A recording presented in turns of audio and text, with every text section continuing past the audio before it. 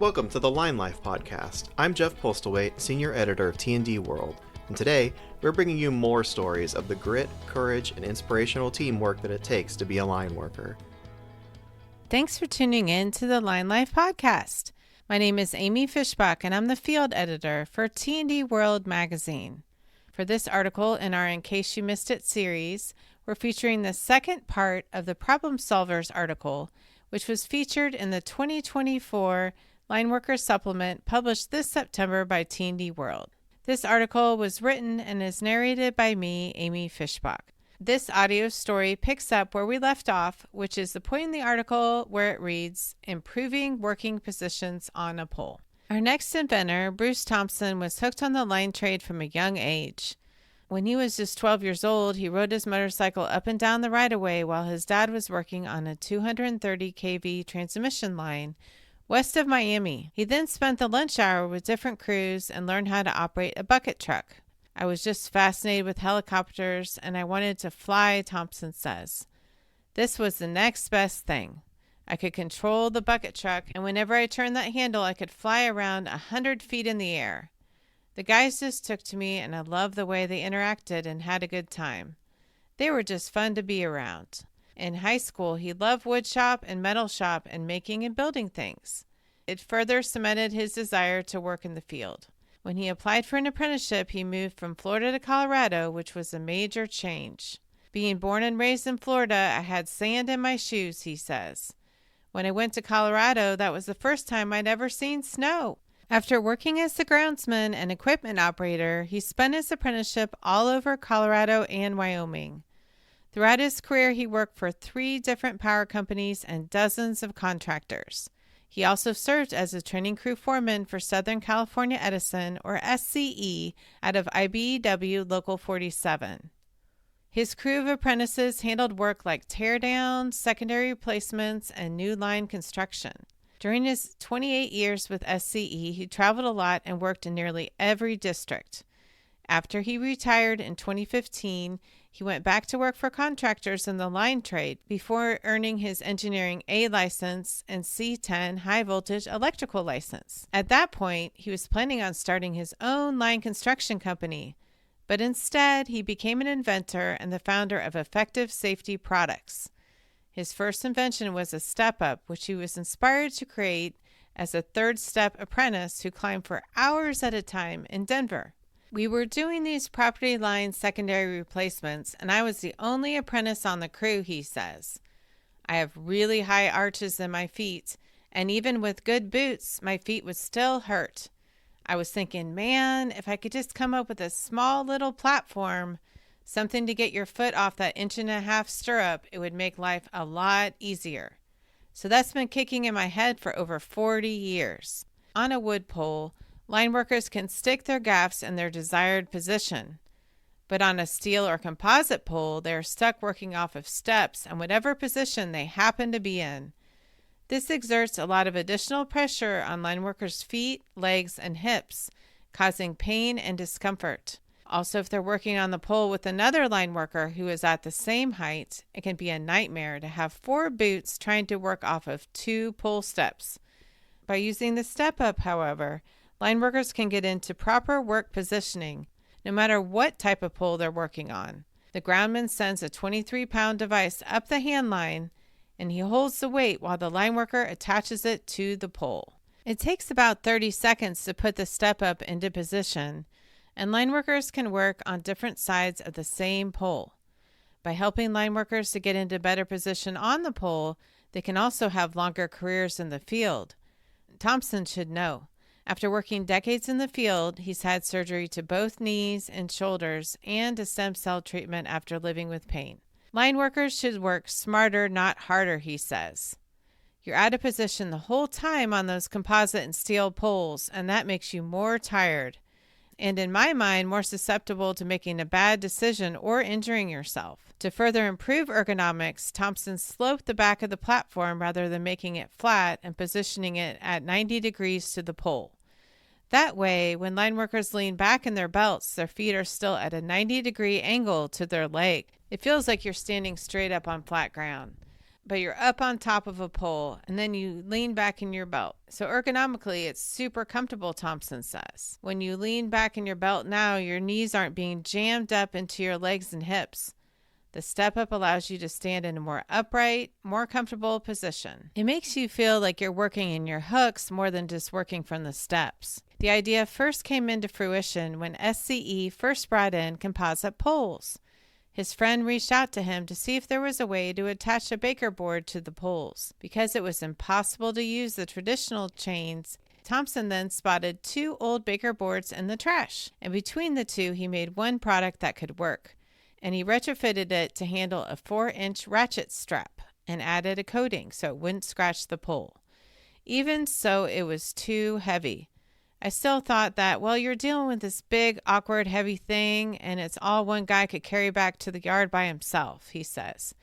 I wanted to come up with something lightweight the line workers would use, and they wouldn't be like, oh, I don't want to take time to put that up. Line workers may be reluctant to use it at first, but when they first try it, they're sold, he says.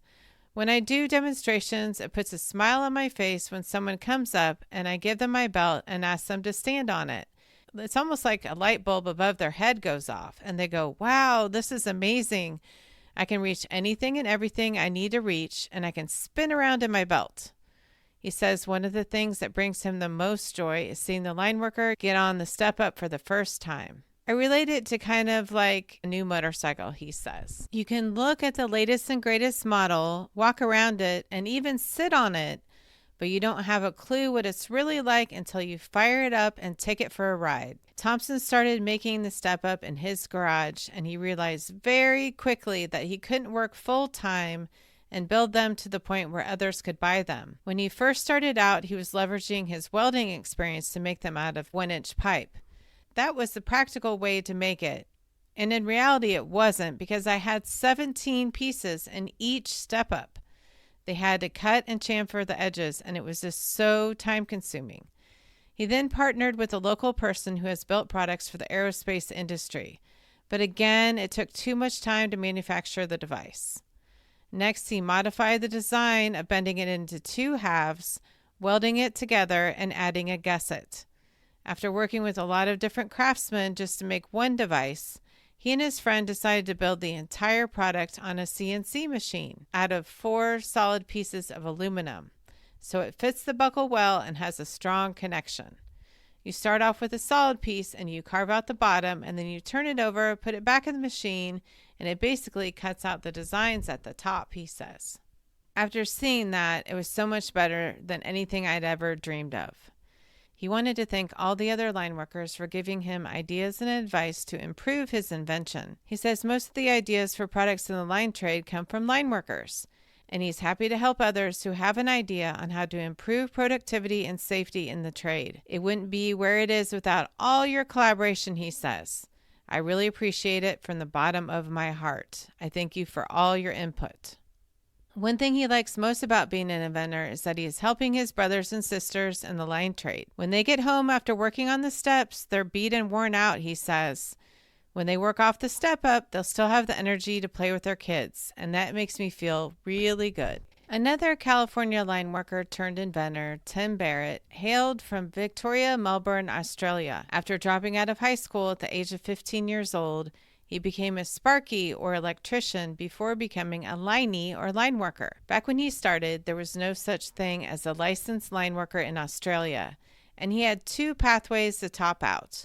Get hired on by the company, do 3 or 4 years of coursework, and prove himself in the field to be promoted to a liney, or take the same coursework and pass 3 exams to receive an A-grade electrician license and become a sparky. Barrett opted to become a sparky first and then participate in a 3-month electrician to lineman program to change from one trade to the other. I always knew I wanted to work with power from a young age, but out of high school I decided to become a sparky first instead of a liney because I was afraid of heights, he says. You get over your fear of heights pretty quickly at line school. It's all in the head. Once you're doing it every day, it almost feels safe. I had jitters at the beginning, but then it just goes away and it becomes natural. You don't think about it anymore. After 3 years of working on 240 volts, he got bored and decided that as soon as he got his A-grade license, he would face his fears and do something a little more thrilling. I love being outdoors, and I was excited to be outside more, Barrett says. The pay as a liney is also better. Barrett worked as a liney for the Australian utility called Gemina, which serves the greater Melbourne area and the surrounding suburbs. He specialized in construction and maintenance on distribution lines. My favorite part about the job was the people, the brotherhood, the guys out in the field, he says. No matter what the job calls for, we always had a good time laughing and teasing each other. I think nothing beats having people come out to thank you when you switch their lights back on after trouble. Because the entire population of Australia is the same as the top 5 cities in the United States combined, lineys must work on a lot of rural lines and the customers are spread out. He says when you work as a liney in Victoria, the most challenging part of the job is the weather. We get 4 seasons a day, almost every day, he says. You have to wear 4 or 5 layers and then peel them off as conditions change. You'll be shivering at breakfast in the rain, and then by lunch you've stripped off all your layers and you're burning up in the sun. And then by afternoon, you're back to shivering in the rain again. In the United States, severe weather like hurricanes, ice storms, and flooding are all too common. In Melbourne, Australia, however, the most dangerous conditions come with high winds. When you combine a 100-mile-per-hour windstorm, intense heat, and grass growing quickly and drying out with eucalyptus branches and leaves, which produce flammable liquid, it can be very scary, he says. Case in point, on Black Saturday in 2009, raging bushfires took the lives of 173 people, injured 414, burned 500,000 acres, consumed 3,500 buildings, and killed more than 19 million animals. Most line workers are generally comfortable with the concept of death, Barrett says. From day one, we are just getting taught of all the different ways we can die, and so we accept that each day may be our last. However, before the fires, I was young and naive. I always felt like I was invincible, but all that changed after the fires. It was my first real taste of the pain of death, and it kind of changed my view of life forever. The fire was a life-defining and career-defining moment for him, and it set him on the career path that he is on today. Shortly after the fire, he married his wife, who is a California native. She encouraged him to leave line work for safety reasons and go back to school to earn his GED and then attend classes at his local community college. He then transferred to the University of California, Berkeley to earn his bachelor's and master's degrees in electrical engineering and computer science. During the course of my academic career, it became obvious to me that I had responsibility to leverage my field experience and my newly acquired engineering toolkit to develop technology for the grid, he says. At Berkeley, many of his peers were focused on electrical monitoring for the grid, and 2 gaps quickly emerged for him. The first was the ability to detect impedance faults, such as a tree laying on the line.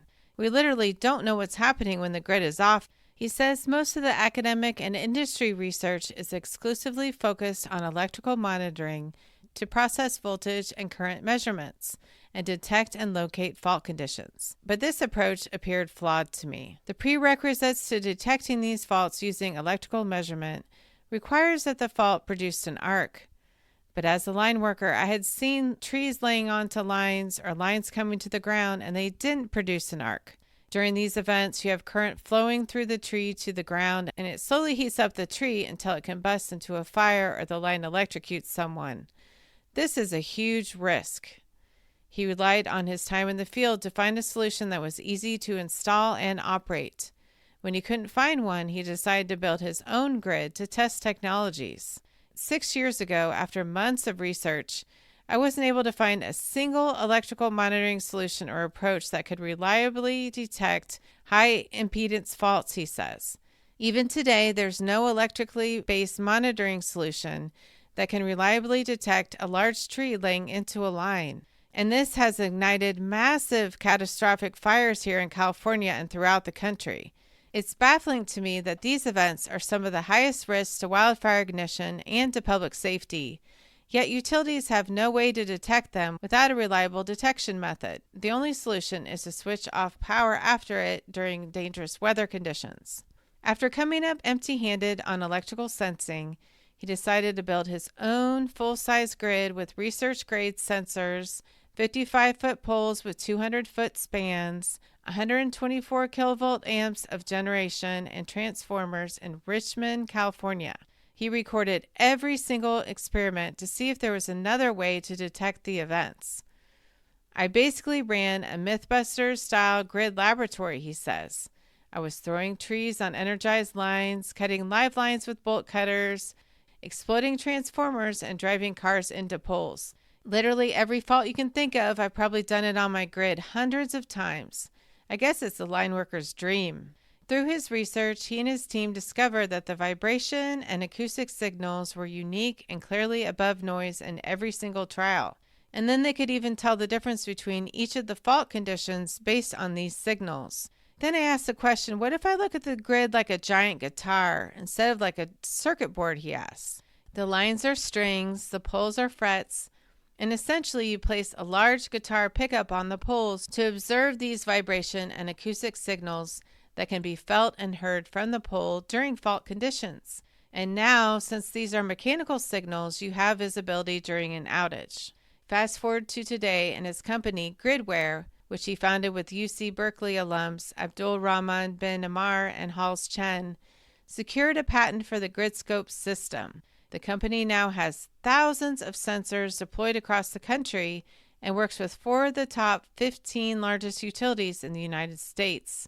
The sensors have accurately identified hundreds of faults like trees on lines, live lines down, animal interactions, malfunctioning equipment, and even provided real-time damage assessment during storms when the lines are de-energized. So now utilities can respond to high-impedance fault hazards and pre-stage crews during outages, especially if they're doing that work preventatively, he says. We basically solved both of the problems with the technology I had set out to solve. The pole-mounted device called the GridScope installs faster than a Hurt Man rescue, is smaller than a pole step, and sends information that is simple to understand. If you develop a technology that abides by these 3 principles, it makes it essentially plug and play, and you can deliver the value immediately to the utility, he says. The system processes all the data on the device, and it can help utilities to dispatch crews and equipment to the exact location at the right time, giving them the ability to get power on hours faster. Line workers install it halfway up the pole to expedite installation, to prevent tampering, and ensure safety. The devices are small as a pole step and as big as a tissue box. Now that it is out on the market, it is constantly evolving. The team iterates through the hardware every 2 months and the software every 2 weeks. We're taking real learnings from the field and integrating them into the next design, he says. With this architecture, we were able to race through a lot of the challenges and test the system in the real world with utility partners to see if it could survive hailstorms and operate in negative 20 degrees or 120 degree temperatures or in 100 mile per hour winds. Through the testing, they simplified the installation process. For example, the first version had a bracket, and in the current evolution, it's just one unit with the brackets above the device, and they provide screws and a drill bit. These are simple things that line workers really appreciate, he says. They also make sure that it was small so the line workers could easily handle it and install it in the field. When you're halfway up the pole on hooks and you've got one hand on the drill, how are you supposed to hold the device on the pole if it's not easy to hold with one hand, he says. This is built by line workers for line workers. Line workers have a huge opportunity to solve some of the biggest problems on the grid with solutions that are just obvious to line workers, he says. We always spitball crazy ideas in the field. My advice is if you have an idea, pursue it. As line workers, we have a unique ability to consider practical elements of a solution, like ease of install, which makes it much more likely to succeed. This article also included a sidebar called Tips to Invent a Tool for the Trade. Number 1. Research what is needed. How did you do the job more safely, and what would add production without jeopardizing safety? Number 2. Take in-depth notes on each project you do. Number 3. Bounce ideas off everyone on the crew, from the groundman up, he says. At the same time, Thompson advised line workers to keep the idea close to their chest and be mindful of who they share it with. Number 4, look at different improved materials and advancement of plastic, carbon, and aluminum. Number 5, understand the why, how, who, and when, and pay attention to what is happening in the power grid and current work methods. Number 6, develop a prototype and test it in the field. Number 7, get a good patent attorney and business attorney. To read this article online, make sure you go to our website at tdworld.com/electric-utility-operations. We also featured interview-style episodes with 2 of the line workers turned inventors featured in this episode, who are Bruce Thompson and Tim Barrett. Make sure you go to linelife.podbean.com to hear both of these interviews. And thank you so much for listening to the Line Life Podcast. This episode of the Line Life Podcast was written, recorded, and edited by Amy Fishbach. It was produced by Jeff Postlethwaite. That's me. To listen to past episodes, visit www.tdworld.com/podcasts or find us at Podbean. You could also drop us a voice memo or message at linelifepodcast@gmail.com with your comments on this episode. We'd love to hear from you. Please follow this show on Podbean or your favorite podcasting app to be updated when new episodes are released. Thank you for listening.